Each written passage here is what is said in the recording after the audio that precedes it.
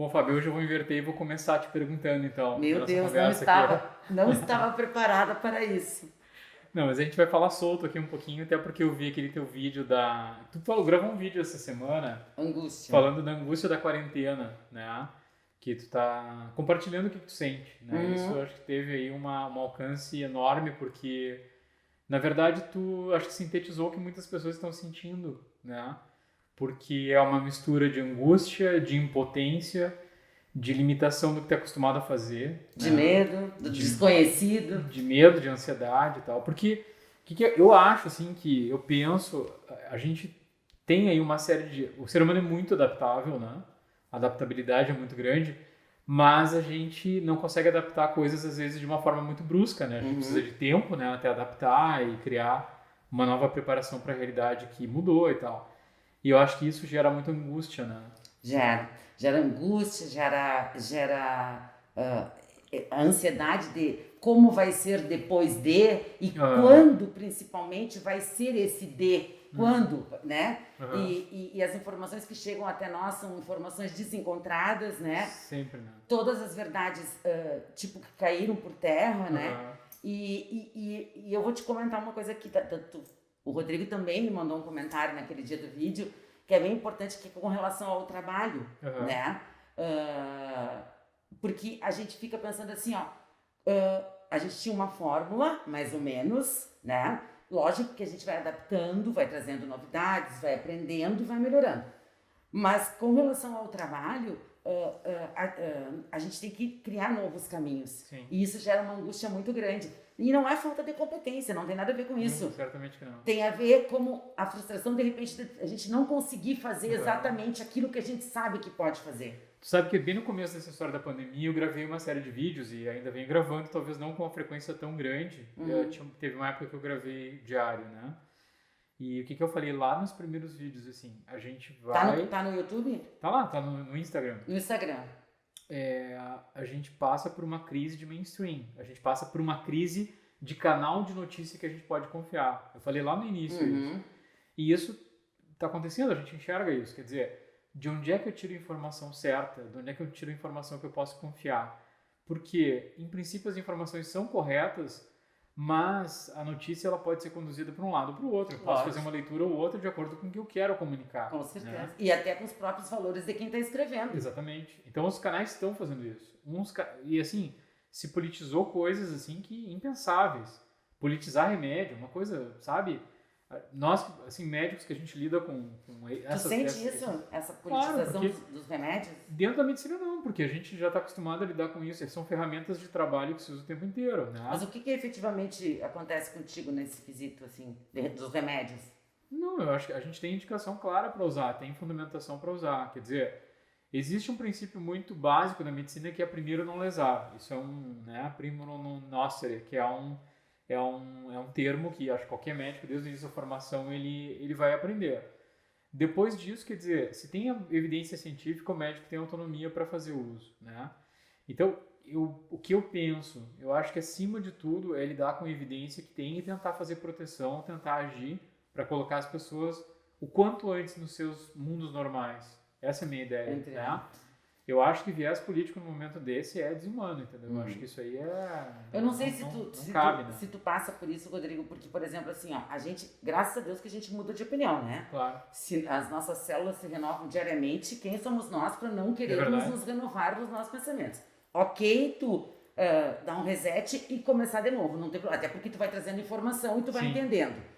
Mas eu não sei se acontece contigo assim, vamos ficar todos em casa. Não, mas é que a pandemia vai matar mais pela fome do que não, vamos voltar a trabalhar. Não, mas não temos mais leitos de TI. Não, vamos ficar em casa. Então, assim, é um constante, porque tem os nossos valores humanos, enquanto a empatia de se colocar no lugar do outro, tanto para quem está doente, como para quem está sem ter o pão na mesa. Sim. Então, é dúbio, é todos os dias um questionamento. Existe uma crise real que a gente está vivendo. Vamos tentar tirar a questão pandemia, vamos separar isso, vamos tentar focar num outro assunto.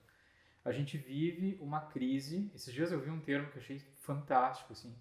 É uma espécie de um apagão executivo, mas o termo entre aspas que alguém muito inteligente daqui, de um dos grupos estratégicos me falou, é o apagão das canetas. Nossa. O que significa isso?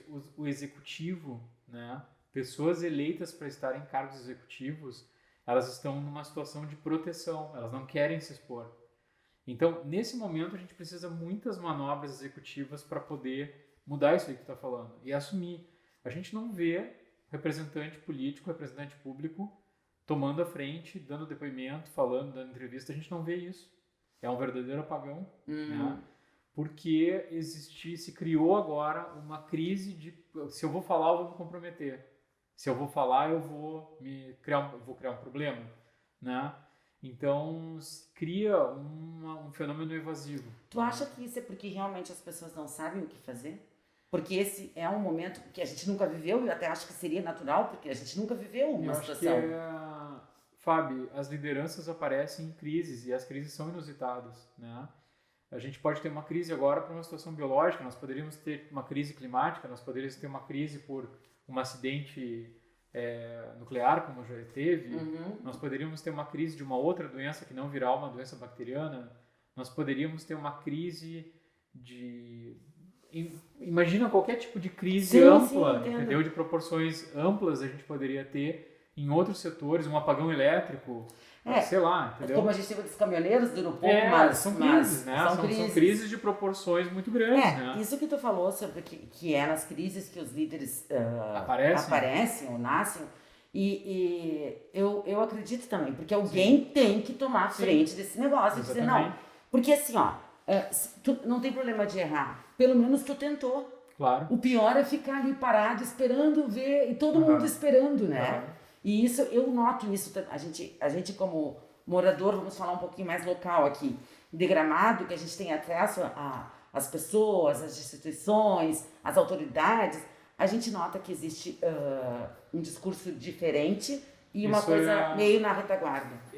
Muito provavelmente um fenômeno geral no Brasil inteiro, né? A gente, claro que localmente a gente observa as coisas locais, evidentemente, mas é uma crise geral, né? Então, eu acho que, voltando à origem da nossa conversa, um tanto da angústia, eu acho que tem a ver com uma falta de perspectiva ou de rumo, porque a gente não tem ninguém nos dizendo, não, calma que vai ser assim, a gente vai tentar por esse caminho, a gente vai tentar por esse outro caminho, a gente vai tentar essa alternativa, se não funcionar isso, nós podemos pensar nisso.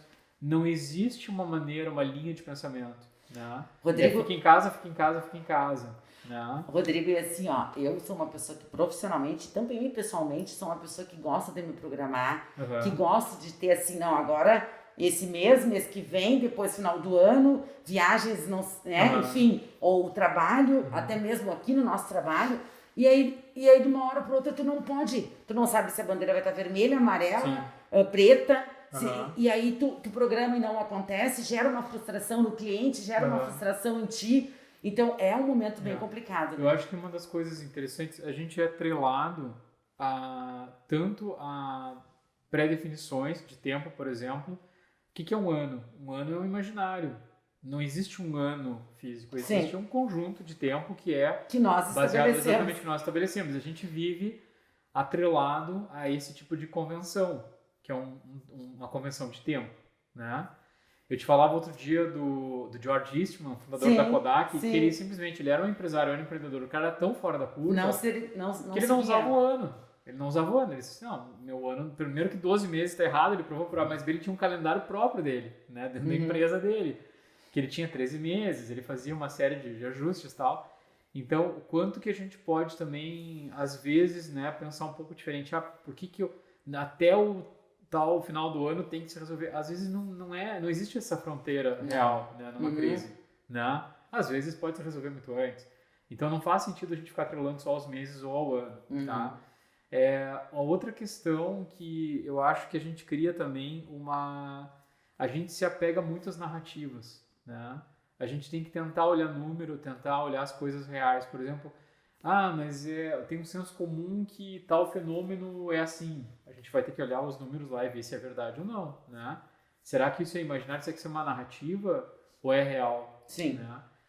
A gente tem muito do imaginário que a gente fica preso, né? Agora eu gostaria de fazer uma pergunta. Assim como tem pessoas que ficam angustiadas, ansiosas, buscando, tem aquelas pessoas que simplesmente que é, os psicólogos, que é a síndrome da negação, né? Que negam totalmente o fato. Como a gente tem visto vários casos na mídia de pessoas que têm agredido profissionais da área de saúde, fiscais da saúde e tal. Isso também é uma coisa, são os polos muito diferentes, né? Não, acho que se tem um órgão que está trabalhando muito bem são as vigilâncias, né? Isso a gente tem que ter todo o respeito por eles, porque são profissionais de excelência, né? A gente teve mais contato com a vigilância aqui de Gramado mesmo, com a vigilância de Canela também, a gente conversou com eles. A gente tem um contato constante com a vigilância estadual também, até em função aqui da clínica. E é um pessoal que trabalha de uma forma extremamente séria e são preocupados com a questão da saúde, né, dentro de um coletivo, né? Isso é certo, mas claro que tem esse tipo de transtorno, digamos assim, né? Negação é um fenômeno, não sou, né, psiquiatra, não somos psiquiatras, psicólogos, né? Mas claro que a negação é muitas vezes uma reação inicial a uma mudança brusca, né? Tanto, principalmente uma reação de perda, né? A uma perda, né? A negação vai vir muitas vezes como uma primeira questão. Então, é perigoso isso e tal. Não, mas para mim não vai me atingir e tal. Então a pessoa nega, né? Tanto a gente vê que tá todo mundo tentando pedir pro pessoal pelo menos usar máscara, né? Não parar de viver, mas usa máscara na rua, bloqueia e tal. E hoje eu vi um festival de máscara no queixo aí, na verdade. É impressionante. E esse final de semana eu também vi muitas, não estava em Gramado, mas vi muita mensagem, que me mandaram. Agora, com relação às informações que tu sempre fala, a gente já falou muito sobre fake news aqui, e ontem eu me vi numa situação dessa, quando eu recebi uma informação sobre a nossa cidade, e onde afirmava que era de uma pessoa que ocupa um cargo de relevância na nossa cidade. Aí eu peguei e mandei essa mensagem para essa pessoa e perguntei, foi tu quem escreveu? E aí essa pessoa disse, fui eu, e muito obrigada por tu ter me mandado. Quer dizer, não disseminar antes de saber se realmente é verdade. Então eu acho que isso também, vamos chover no molhado, repetir, falar do que a gente já falou, mas eu acredito que aqui, não só aqui, mas em tudo que é lugar, se receba muita informação, né? E as pessoas já saem distribuindo sem saber. E eu acho que é tão assim, por exemplo, o Dr. Rodrigo disse que... Bom, manda uma mensagem, Rodrigo, né? Hoje tem Instagram, tem todas as formas. Mas assim, eu acho que principalmente esses aplicativos de grupo, WhatsApp, Telegram e tal, hoje a gente pode distribuir PDF com assinatura digital. Né? A gente faz isso muitas vezes porque dá para conferir, na verdade, se está assinado pela pessoa mesmo ou não. É difícil de burlar isso, né? Sim. E normalmente as fake news não são feitas nesse nível de refinamento, digamos. Então, os textos, apesar de serem lançados às vezes no WhatsApp que viraliza... no WhatsApp, não era um texto oficial, era uma mensagem que dizia pessoal, que uma pessoa tinha dito isso, entendeu? Mas é interessante ter o hábito de talvez de assinar os documentos que a gente escreve. Né? Sim. Mas então tá bom. Valeu. Obrigado, Obrigada, pela Rodrigo. conversa. Obrigado.